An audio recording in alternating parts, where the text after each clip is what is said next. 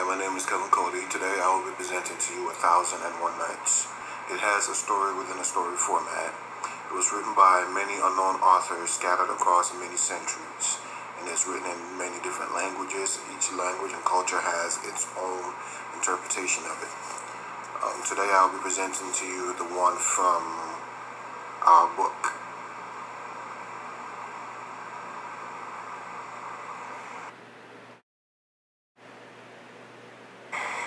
Today I will be presenting to you a version from the Northern Anthology of World Literature. Now, the original document was found in 879 BCE on old Assyrian paper, which was discovered in 1948 by a scholar. Based on that, I will have to say it was written in ancient Egyptian. It is similar to Aesop's Fables, but with a twist. Now, the reason that Aesop's Fables were written was to teach life lessons, but in this case, it was about survival. I think, in a way, it's similar to Medea as well. The story is of a good king named Shahryar, who became a tyrant after discovering the promiscuity of his wife, who in this case was greedy and beautiful. Now, thanks to this, he decides to kill her and remarry, with a catch to his marriages. The king Shahryar decided to avoid deception of all women forever by taking a new bride every night and putting her to death in the morning. Now, at this point, he has gone through several brides, and families are sad, and the castle is filled with mourning parents due to all this pointless bloodshed. Out of this, there was a woman who was so smart that she figured out a way to stay alive. Her name was Shahrazad, who volunteered to marry the king. I got my mind made up, and I won't turn back. At this point, she was already ready to stay with the king for a long time because she knew for a fact that she was not going to die like all the other wives that the king had slayed, because she came into the marriage with a plan which included telling the king interesting stories that led to another story that she would have no choice but to tell him the next night. By doing so, she prolonged her life.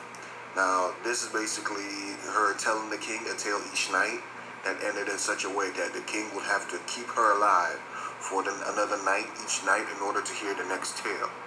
After a while, of course, the king changed his mind and forgot all about his death sentencing. Now, the book lists about 10 stories, but there are more than that, and now I would like to show you a narrative of one of the stories entitled The Tale of the Ox and the Donkey.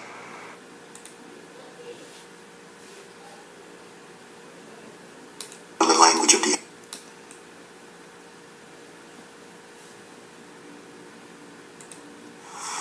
There once was a merchant who had been blessed with a gift of knowing the language of the animals. He was sworn to secrecy of this gift, and in honoring his promise, he was blessed with much wealth. One evening, he overheard a conversation between his ox and his donkey. The ox had just come in from working a very long, hard day in the fields. He was exhausted, his bed was dirty, and he was fed slop to eat. The donkey, not having to work, was relaxing on a fresh bed of hay, eating crisp carrots. The donkey looked over at the ox and asked him why he was so troubled.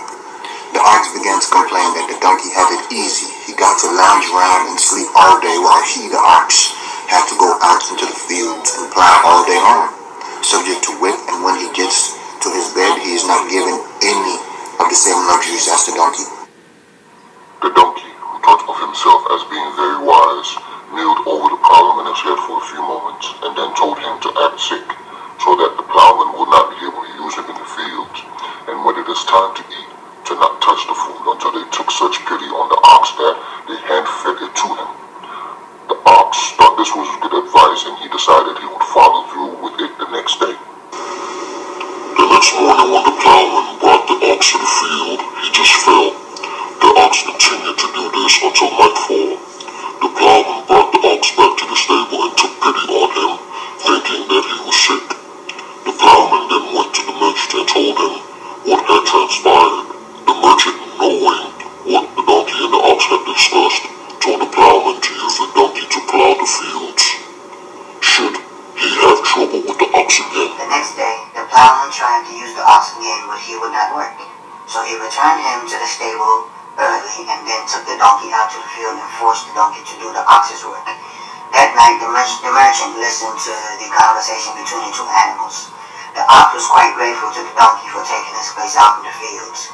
The poor donkey had been badly beaten out in the field and was exhausted by the time he was finally able to rest.